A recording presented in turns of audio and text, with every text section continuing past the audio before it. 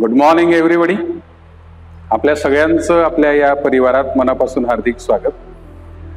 दोस्तो हो, 10वीचा निकाल पुढच्या महिन्यात लागेल, पण त्याच्या आधी आपण असं ठरवलंय की आपल्याला सायन्सला जायचं आहे. माझा पहिला प्रश्न तुम्हाला असा असेल, तुम्ही का ठरवलंय की मला सायन्सला जायचं आहे त्याचा आधी विचार करा. 12वी सायन्स नंतरच्या ज्या गोष्टी आहेत त्याच्यात नेमकं मला कुठे जायचं आहे हा विचार करून मग 11वीचं शिकणं सुरू करा. आता तुम्ही कल चाचणी दिली असेल, त्याचे रिपोर्ट्स आले असतील, त्या कल चाचणीच्या रिपोर्ट्स वरून ठरवावं असं काही मला वाटत नाही, कारण त्याला बऱ्याच वेगवेगळ्या गोष्टींच्या लिमिटेशन्स आहेत, मर्यादा आहेत. असो, आता ज्या अर्थी आपण 11वी सायन्सला जायचं ठरवलं, काही प्रश्न आपल्या मनात असतील, त्यांची मी उत्तरं तुम्हाला देईलच. त्याच्या अगोदर तुम्ही 10वीला जे विषय शिकलात त्यांचा विचार करा. त्यातल्या त्यात विशेषतः सायन्स आणि मॅथ्स जे 10वीला शिकलात आधी त्याचा विचार करा. सायन्समध्ये तुम्हाला 2 पार्ट्स होते, एक सायन्स 1 आणि सायन्स 2. CBSEला अजून जनरल सायन्स म्हणून असेल, पण तरी साधारणतः 9वी आणि 10वीचा जो सायन्सचा सिलेबस आहे त्याच्यात तुम्हाला फिजिक्स, केमिस्ट्री आणि बायोलॉजी या तिन्ही विषयांचं एकत्रीकरण शिकायला मिळालं असेल. आता हे तिन्ही विषय शिकताना कुठल्या विषयाबद्दल तुम्ही स्वतःला विचारा की मी पॅशनेट होतो की नाही यार, या विषयाचा, या टॉपिकचा फडशा पडल्याशिवाय मला चैन नाही पडायचं. बायोलॉजी विषय होता समजा, काहींना ते पाठांतर करणं थोडंसं जड गेलं असेल, किंवा त्या टॉपिक्सच्या विचार करता काही टॉपिक्स यार बस अब 10वीं के बाद इन टॉपिक को मैं नहीं देखूंगा असं झालं असेल. फिजिक्स आणि केमिस्ट्री याच्यात बऱ्यापैकी तुम्हाला आवड असेल, तर मला असं वाटतं की तुम्ही सायन्स घेण्यासाठी योग्य निर्णय घेतलेला आहे. सगळ्यात महत्वाचं, तुमच्या आई वडिलांनी सांगितलंय बेटा मी शिकू शकलो नाही, माझी इच्छा खूप होती पण परिस्थिती नव्हती, म्हणून तू आता सायन्सलाच जा, असा विचार अजिबात करू नका. तुम्हाला स्वतःला जर आवडत असेल की सर मला कॉमर्स घ्यायचं आहे, पण मला नाईलाजास्तव आई वडील म्हणतात, त्यांचं स्वप्न वगैरे पूर्ण करायचंय म्हणून सायन्सला जायचंय, असं करू नका. त्यासाठी आपल्या आई वडिलांशी अवश्य बोला.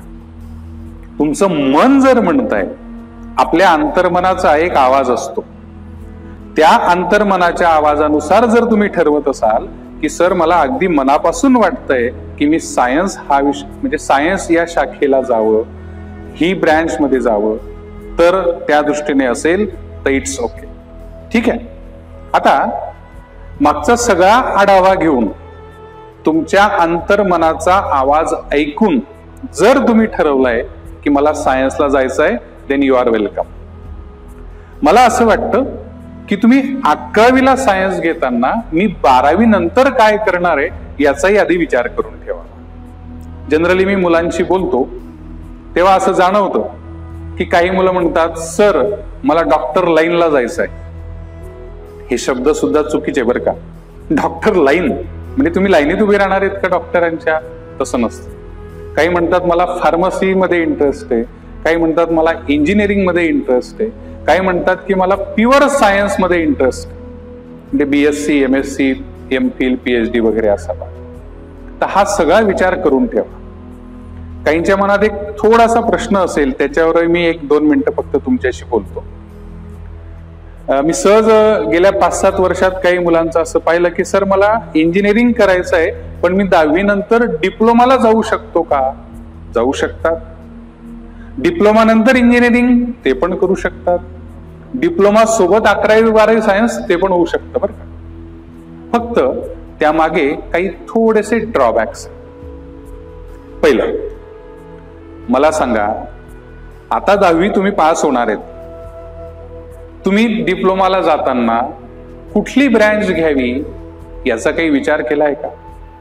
कोणीतरी तुम्हाला सांगेल, तुमची ताई, तुमचा दादा, कोणी नातेवाईक असतील, काही शिक्षक असतील, ते एक शब्द वापरतील, सध्या ना कॉम्प्युटरला स्कोप आहे. मग तुम्ही काय करणार? कॉम्प्युटर घेऊन मोकळे होणार. मग तुमचं डिप्लोमा हे कॉम्प्युटरमध्ये सुरू होईल. 3 वर्षाचा डिप्लोमा केल्यानंतर वयाच्या साधारण 19व्या वर्षी तुम्ही डिप्लोमा पासआउट होतात. ड्रॉबॅक नंबर 1, डिप्लोमा नंतर इंजिनिअरिंगला जाताना तुम्हाला एकतर जर तुम्ही डिप्लोमा कॉम्प्युटरमध्ये केलेला असेल तर फक्त कॉम्प्युटर आणि IT मध्येच इंजिनिअरिंग करतायत. ही गोष्ट लक्षात ठेवा.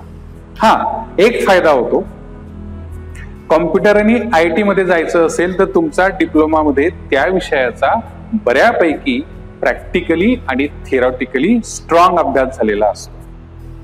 पण मुद्दा हा आहे की आज तुम्हाला कोणीतरी सांगितलं म्हणून तुम्ही कॉम्प्युटर निवडलं ना.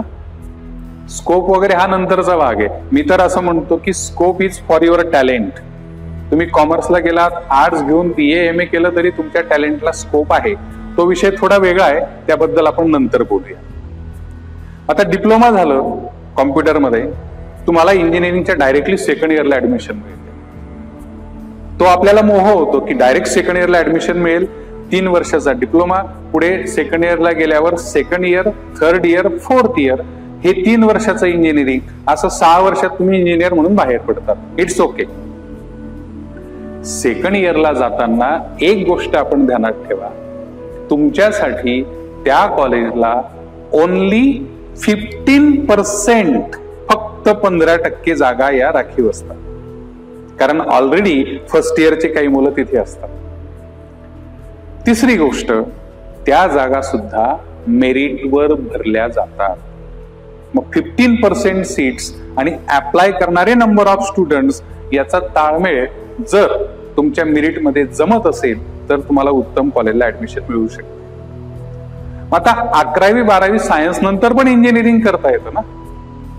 11वी 12वी सायन्सचे 2 वर्ष, त्यानंतर इंजिनिअरिंगचे 4 वर्ष, असं 6 वर्षात तुम्ही इंजिनियर होता. मुख्य प्रश्न हा, 11वी 12वी सायन्स शिकल्यानंतर एक प्रकारची तुमच्यात विषय समजून घेण्याची मॅच्युरिटी येते. या 2 वर्षात physics, chemistry, electronics, biology, mathematics याच्यात नेमकं काय आहे हे तुम्हाला जाणवायला लागतं. आणि कदाचित जो मुलगा 11वी सायन्सला मला पुढे इंजिनिअरिंगला जायचंय म्हणून ऍडमिशन घेतो, त्याचा कल हा 12वी नंतर बदललेला मी स्वतः पाहिलेला आहे. मग आणि दुसरा प्रश्न, समजा तुम्हाला ठरलेलंच आहे की इंजिनिअरिंगलाच जायचं आहे, तर 12वी नंतर वेगवेगळ्या त्या एंट्रन्स एक्झाम आहेत, त्याबद्दल आपण बोलूच. CET असेल, JEE असेल, BITSAT असेल, इतर काही परीक्षा असतील. तर 12वी सायन्स नंतर तुमच्याकडे आजच्या घडीनुसार 53, माझ्या माहितीनुसार कदाचित काही कमी जास्त असतील, पण 53 शाखा तुम्हाला इंजिनिअरिंगच्या ओपन असतात. आणि या 2 वर्षात तुमच्या स्वतःच्या ऍटिट्यूड मध्ये बदल होऊन, तुमच्या सगळ्या विचार क्षमतेमध्ये बदल होऊन, तुमच्या मॅच्युरिटी मध्ये बदल होऊन तुम्ही चांगला निर्णय घेऊ शकता. म्हणून माझा आग्रह असेल, डिप्लोमाला जा जर तुमचं ठरलेलंच आहे मला कॉम्प्युटर इंजिनियर व्हायचंय, मला मेकॅनिकल इंजिनियर व्हायचंय, पण त्या गोष्टींचा विचार करा ज्या मी डिप्लोमा नंतरच्या सांगितल्या. 12वी सायन्स नंतर 53 शाखा तुमच्याकडे अवेलेबल असतील. तुमचा चॉईस वेगवेगळा असू शकतो, तुमचा कल वेगळा असू शकतो. एखाद्याने आता ठरवलं असेल मला कॉम्प्युटर इंजिनियर व्हायचंय, 12वी सायन्स शिकता शिकता अचानक तो मुलगा आर्किटेक्चरकडे वळू शकतो. एखाद्याला केमिस्ट्रीमध्ये आवड निर्माण होईल, तो केमिकल इंजिनियर होऊ शकतो. फिजिक्समध्ये काहीतरी भन्नाट काम करायचं आहे सर, तो ऍस्ट्रोफिजिक्स कडे जाऊ शकतो. या सगळे मार्ग तुम्ही एकदा डिप्लोमाला गेलात की हे सगळे मार्ग बंद होतात. म्हणून विचार करून निर्णय घ्या. ठीक, आता 11वी सायन्सला आपण येणार आहात. मुख्य प्रश्न तुमच्या डोळ्यासमोर असेल, विषय कोणते घेणार? दोस्तो हो, 11वीला ऍडमिशन घेताना काही विषय तुम्हाला कंपल्सरी शिकावे लागतील. फॉर एक्झाम्पल,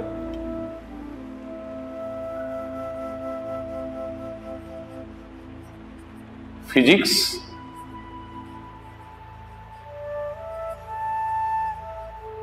केमिस्ट्री,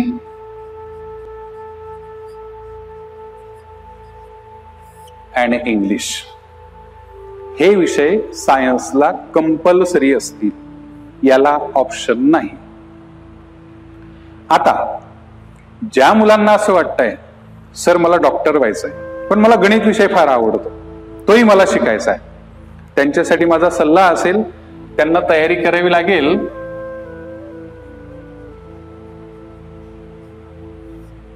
या परीक्षेची. नीटची तयारी नीट करावी लागेल, तर नंबर लागेल. दोस्तो, ही जी परीक्षा आहे ही 12वी नंतर आहे. मी काय म्हटलं होतं की ज्यांना इंजिनिअरिंगला जायचं नाहीये, मेडिकललाच जायचंय, पण सर मला गणित विषय सोडावासा काही वाटत नाही, मला तो आवडीने शिकावासा वाटतो, त्यांनी 11वीला मॅथ्स बायोलॉजी दोन्ही विषय शिकावे. जर तुम्हाला असं वाटलं की 11वीच्या मॅथ्स मध्ये मी आनंदाने ते घेतलं पण मला काही फार जमत नाही, ते सोडू शकता. फिजिक्स साठी लागणारं मॅथमॅटिक्स हे तुमचं 11वीला बऱ्यापैकी तयार होऊन जातं. 11वी नंतर आपण तो पुढचा विचार करू, आता तात्पुरता 11वी साठी विचार करतोय. तर नीट नावाच्या एक्झाम मध्ये तुम्हाला मॅथमॅटिक्सचा रोल असतो. प्रत्यक्ष टेक्स्टबुकच्या मॅथमॅटिक्सवर नीट परीक्षेमध्ये कुठलाही प्रश्न नसतो. पण एक गोष्ट लक्षात ठेवा, mathematics is the language of physics. Physics व्यक्त करण्याची गणित हा विषय भाषा म्हणून काम करतो. मग त्या भाषेलाच जर तुम्ही कट करत असाल तर मग शिकणं कसं होईल, म्हणून त्या दृष्टीने विचार करा. तर ज्यांना नीटद्वारे डॉक्टर व्हायचंय किंवा इतर काही गोष्टी करायच्या असतील तर त्यांनी जर वाटत असेल तर गणित विषय नक्की घ्यावा. 11वीला तो तुम्हाला कंपल्सरी घ्यावाच लागेल. आता ज्या मुलांना असं वाटतंय की मला इंजिनिअरिंग कडे जायचंय, मला आर्किटेक्चर व्हायचंय, पण सर मला बायोलॉजी विषय आवडतो बरं का, मला तो आनंदाने शिकायचा आहे, मग त्यांच्यासाठी तोच सल्ला असेल. त्यांनी 11वीला मॅथ्स आणि बायोलॉजी हे दोन्ही विषय शिकायचे.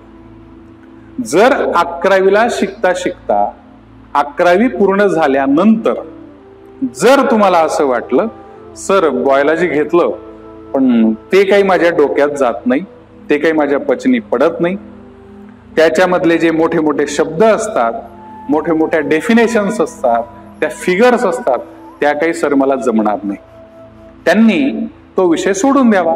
12वीला तो विषय सोडू शकतात.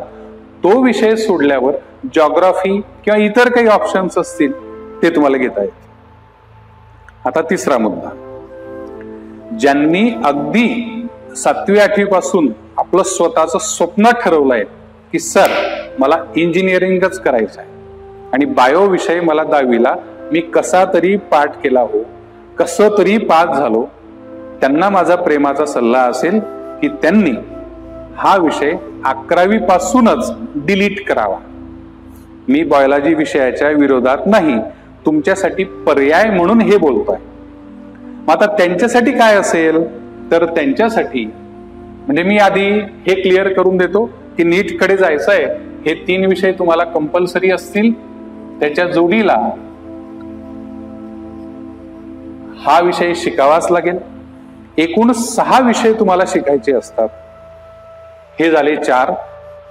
आता 5वा आणि 6वा ज्यांना मेडिकलला जायचंय त्यांच्यासाठी, त्यांनी एकतर 5वा विषय मॅथ्स घ्यावा.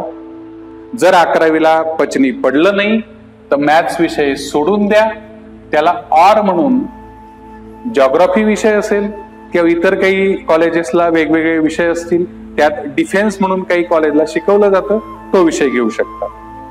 1, 2, 3 बायोलॉजी 4, मॅथ्स घेतलं नाही घेतलं तर जॉग्राफी 5. आता राहिला 6वा विषय. हा 6वा विषय असतो लँग्वेजचा म्हणजे भाषेचा. मग काय काय पर्याय असतील? पर्याय नंबर 1, एक तर तुम्ही मराठी घ्या. पर्याय नंबर 2, एक तर तुम्ही हिंदी घ्या. पर्याय नंबर 3, एक तर तुम्ही संस्कृत घेऊ शकता. यात मराठी हिंदीचा म्हणजे अभ्यास करावाच लागेल, पण तेवढा विशेष त्रास नसतो, फार वेळ द्यावा लागत नाही. पण संस्कृत जर घेणार असाल तर वेळ थोडासा जास्त द्यावा लागेल. म्हणून संस्कृत घेताना थोडासा विचार करा. पुन्हा सांगतोय, संस्कृतचा आणि माझा काही 36चा आकडा नाही, पण एक तुमच्यासाठी सल्ला म्हणून. सो 1, 2, 3, 4, 5 अँड 1 ऑफ दिस 6 असे 6 विषय 600 मार्काची तुमची परीक्षा. Is that clear? ओके. आता ज्यांना इंजिनिअरिंगला जायचं आहे पण बायोलॉजी विषय पण शिकायचा आहे त्यांच्यासाठी सांगतो. त्यांच्यासाठी या परीक्षा असतील JEE, दुसरा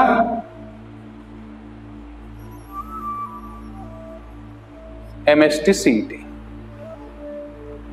आता या 2 परीक्षांच्या दृष्टीने विचार केला आणि ज्या मुलांच्या मनात असं आहे की सर मला बायोलॉजी पण विषय शिकावासा वाटतो, मग त्यांच्यासाठी असेच ऑप्शन येतील. कसे? 1, 2, 3 कंपल्सरी. यांच्यासाठी मॅथ्स कंपल्सरी 1, 2, 3 हा नंबर 4. आता राहिले 2 विषय. जर त्यांना वाटलं बायोलॉजी घ्यायचं घेऊ शकतात. जर 12वीला असं वाटलं सर बायोलॉजी काही मला शिकायचं नाही, मग त्यांच्यासाठी जॉग्राफी विषय आणि पुन्हा या तिघांपैकी 1 असे एकूण 6. ठीक. आता ज्यांनी असं ठरवलंय इंजिनिअरिंगलाच जायचंय, बायोलॉजी विषय मला काही आतापासून आवडत नाही किंवा मला तो घ्यायचाच नाही, त्यांच्यासाठी खूप छान ऑप्शन आहे. त्यांच्यासाठी काय ऑप्शन असेल पहा. 1, 2, 3 मॅथ्स 4 आणि त्यांनी सरळ सरळ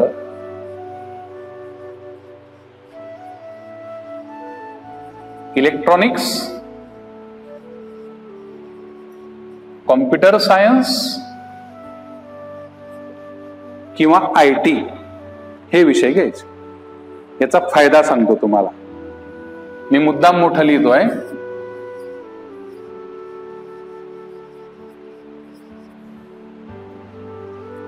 यापैकी तुम्ही कुठलाही विषय घेतला, इट इज फॉर 200 मार्क्स. आता विषय एकूण 5च होतील, मार्क्स मात्र 600 होतील. बघा, let us see. 200 for any of this 200, 100 बन गए 300, 400, 500, 600. याचा अजून एक फायदा होतो. पहिला म्हणजे 2-3 फायदे होतील. त्याच्यातला पहिला, हे जर तुम्ही घेतलं तर याच्याकडे तुम्हाला जाण्याची गरज नसते. लँग्वेज हा विषय कट होतो. आता तुम्ही म्हणाल कसं काय कॅन्सल होईल? अगदी सोपं आहे. या 200 मार्कामध्ये तुम्हाला 100 मार्क्स हे थेरी पेपरचे असतात and another 100 marks are for practical. मी असं म्हणत नाही की हे तुम्हाला कोणीतरी असं फुकटात देऊन टाकेल, पण as compare to other subjects हे काम बऱ्यापैकी सोपं होऊन जातं. सगळ्यात महत्वाची गोष्ट, जनरली म्हणजे माझा जो अनुभव आहे काही वर्षांचा, याला फार ताण नसतो डोक्याला.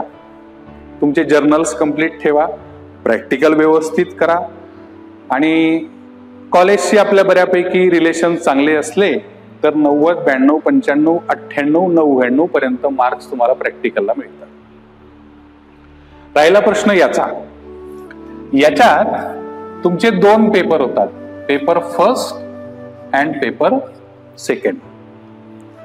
ज्यांचं फिजिक्स 11वी आणि 12वीला बऱ्यापैकी ते उत्तम शिकलेले आहेत त्यांना विदाऊट एनी क्लास ते इलेक्ट्रॉनिकच्या या दोन्ही पेपरचा अभ्यास सहज करू शकतात.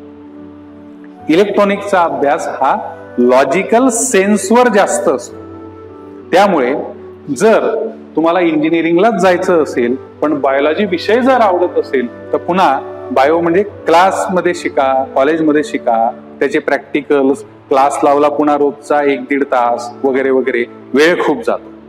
म्हणून हा पर्याय माझ्या मते तुमच्यासाठी उत्तम असेल. तर अशा सगळ्या गोष्टींचा विचार करून मला असं वाटतं की तुमच्या मनात जो संभ्रम होता, मी आता होता म्हणतो, हे जर तुम्ही डिटेल सगळं ऐकलं असेल तर तुमच्या मनातला संभ्रम हा निघाला पाहिजे. आता विचार करून आपण स्वतः ठरवू शकता की आपल्याला कुठला विषय घ्यायचा आहे. आता मी थोडंसं पुढचं बोलेल तुमच्याशी की मॅथमॅटिक्स विषय घेतल्यानंतर 11वी आणि 12वी, तर 12वी नंतर तुम्ही विशेषतः काय काय करू शकाल त्याच्याबद्दल. मित्रांनो, after mathematics there are so many options for you. किंवा मॅथमॅटिक्स हा विषय तुम्हाला साधारण कुठे कुठे कामाचा आहे त्याच्याबद्दल थोडासा विचार करू. पहिलं,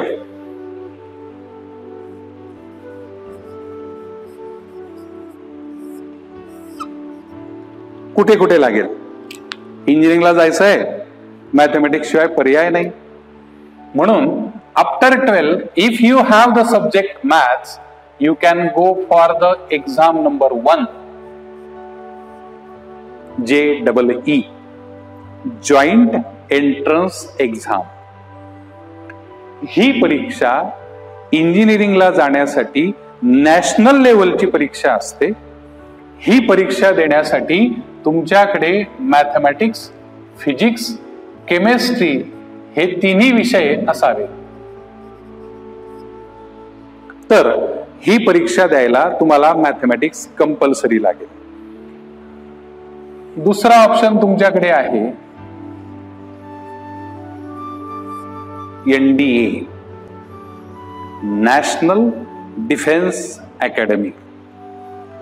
ज्यांचं एक पॅशन ठरलंय की सर मला डिफेन्स मध्येच जायचं आहे, देशासाठी काहीतरी विशेष सेवेचं काम करायचं आहे, त्यांच्यासाठी NDA सारखी परीक्षा नाही.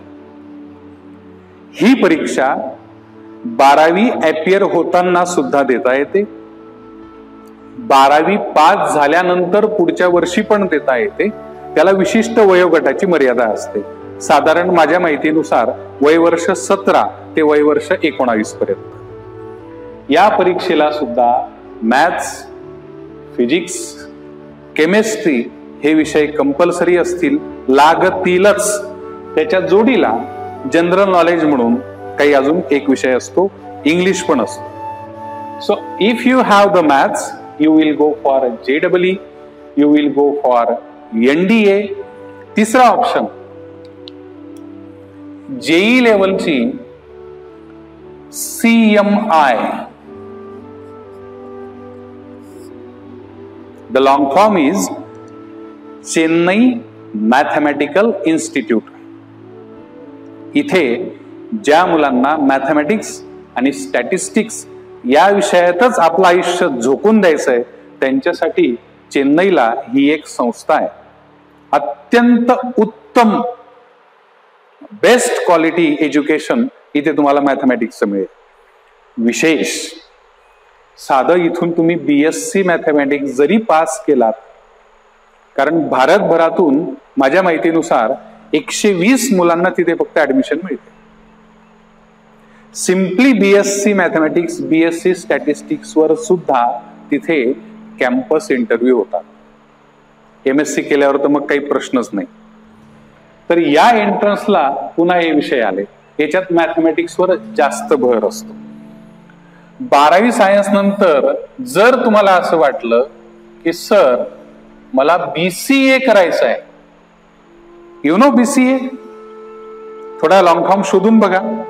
Simple, bachelor in computer application. याच्यासाठी सुद्धा 12वीला मॅथमॅटिक्स हा विषय कंपल्सरी असावा लागतो. तर अशा आणि पुढे म्हणजे जर ज्यांना असं वाटलं की मला प्लेन BSc ला जायचं आहे,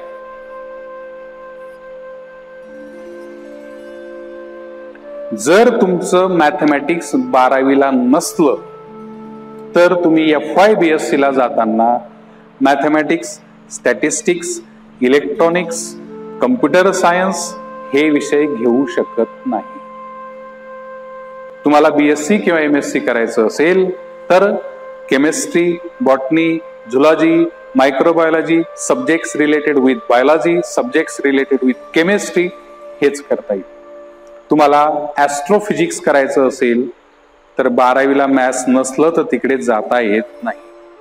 म्हणून या सगळ्या गोष्टींचा विचार करा आणि मग त्या दृष्टीने आपल्याला मॅथमॅटिक्स शिकायचं आहे. बरेच जण काय शब्द वापरतात माहिती का? सर मी मॅथ्स ठेवलाय, मी बायोलॉजी विषय ठेवलेला आहे. ठेवायला कोणाला जातात माहितीये ना? जो मेलेला असतो त्याला ठेवायला जातो आपण. म्हणून याच्या पुढे शब्द बोलताना काळजी घ्या. ठेवलाय, घेतलेला आहे असे शब्द वापरू नका. सर मी मॅथ्स विषय शिकतोय, सर मी बायोलॉजी विषय शिकतोय असं म्हणायची सवय लावा. तर मित्रांनो, मॅथमॅटिक्स स्पेशली 12वी नंतर कुठे कुठे लागतं याची फक्त प्रायमरी ओळख झाली. अजून खूप सारं आहे. एक दिवस आपण specially after 12 what are the careers याच्यावर बोलूच. पण तात्पुरतं फक्त तुम्हाला एक प्रायमरी नॉलेज म्हणून मी या सगळ्या गोष्टींची ओळख करून दिली. एकदा तुमचं ठरलं विषय कोणते घ्यायचे तर ते तुम्ही काळजीपूर्वक घ्या. इलेक्ट्रॉनिक्स बद्दल मला सांगायचं राहिलं, ज्या मुलांनी 11वीला ठरवलं की सर मला बायोलॉजी विषय तात्पुरता घ्यायचा आहे, नंतर मला बघू विचार करून, त्यांना 11वीला बायोलॉजी घेतल्यानंतर जर 12वीला तो विषय सोडायचा असेल तर तो सोडल्यानंतर इलेक्ट्रॉनिक्स, कॉम्प्युटर सायन्स, IT हे विषय शक्यतो माझ्या माहितीनुसार घेता येणार नाहीत.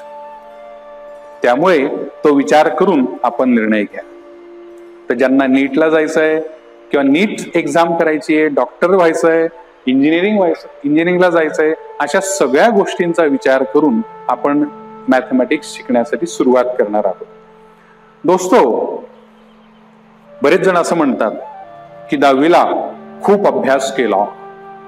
कंसात प्रश्नचिन्ह देतो मी, केला का नाही माहित नाही. असो सर, त्यामुळे आता 10वीला खूप थकलो. 11th is the rest year असं काही लोक मानतात.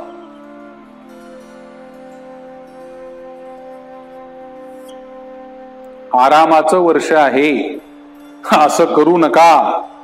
त्याचं कारण आहे, तुमच्या याच्या पुढे 12वी नंतरच्या होणाऱ्या सगळ्या एंट्रन्स एक्झाम्स या 11+12 अशा एकत्र सिलेबसवर होतील. ठीक आहे, एकत्र सिलेबसवर होतील. म्हणून 11वीला आराम करू, मग 12वीला गेल्यावर बघू असं करू नका. म्हणून 11वीला शिकताना सगळ्या विषयांचा प्रत्येक टॉपिक हा फडशा पाडला गेला पाहिजे. एखाद्या वाघासमोर जर एखादी शिकार आली, तो काय करतो? फक्त असं त्याच्या मानेत पकडतो, मारतो आणि सोडून देतो का? तो त्या शिकारीचा पूर्ण फडशा पाडतो. तेव्हा त्याला समाधान मिळतं, तेव्हा त्याचं पोट भरतं. असं वाघासारखं जर तुम्ही जगत असाल 11वी आणि 12वी दोन्ही वर्ष, तरच तुमच्या करिअरची उत्तम शिकार तुम्ही करू शकाल. म्हणून माझी तुम्हाला सगळ्यांना मनापासून विनंती असेल, विनंतीच म्हणेल मी, कारण मुलांना हे कळत नाही बऱ्याचदा. तर त्या दृष्टीने आपण बघूयात. सगळ्यात महत्वाचं, 10वीचा निकाल लागल्यानंतर विनाकारण मी फार गड सर केला असं समजून आपल्या पालकांकडे कुठल्याही अवास्तव गिफ्टची अपेक्षा करू नका. सध्या तर फार कठीण परिस्थिती आहे, त्या परिस्थितीबद्दल आपण नंतर बघू. पण मी 10वीला इतके मार्क्स मिळवून दाखवले, मग मला असा भारी मोबाईल घेऊन द्या, अशी गाडी घेऊन द्या. मला वाटतं हे शौक झाले. शौकच्या मागे लागू नका. आपल्या पालकांचा जो मोबाईल असेल त्याच्यावर ऑनलाईनच्या काही गोष्टी आपल्याला शिकता येतील. पालकांनी समजा तुम्हाला सोयी सुविधा दिल्या असतील, त्याचा गैरफायदा घेऊ नका. कारण 11वीला गेल्यानंतर काहींच्या मनात असे वारे फुटायला लागतात. त्याचं कारण पण आहे. 10वी पर्यंत तुम्ही शाळेत शिकत होतात, शाळेतल्या शिपाई क्लर्क पासून तर मुख्याध्यापकापर्यंत प्रत्येकाजवळ तुमची कुंडली असायची. हा कुठल्या वर्गातला आहे, कोणत्या तुकडीतला आहे, हा काय करतो, असं सगळं लक्ष असायचं. आता ते बऱ्यापैकी कमी होईल.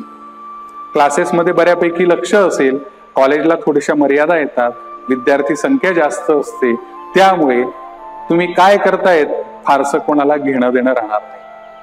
त्याचा आपण गैरफायदा घेऊ नये. आपलं पाऊल चुकू नये याची पण काळजी घ्या. 16वं वरीस धोक्याचं असं म्हटलं जातं. म्हणून आपल्या आयुष्यात आपलं नेमकं ध्येय काय, आपल्या आईवडिलांचं आणि आपलं असणारं स्वप्न, त्याची वाट कोणती आहे, त्या वाटेचं भान ठेवा. म्हणून मोबाईलच्या मागे जास्त लागू नका. हे शिकायचं काही दिवस तुम्हाला मोबाईलवर आहेच, पण त्याचा गैरफायदा घेऊ नका. व्हॉट्सॲप, फेसबुक, इंस्टाग्राम वगैरे वगैरे यांच्या भानगडीत पडू नका.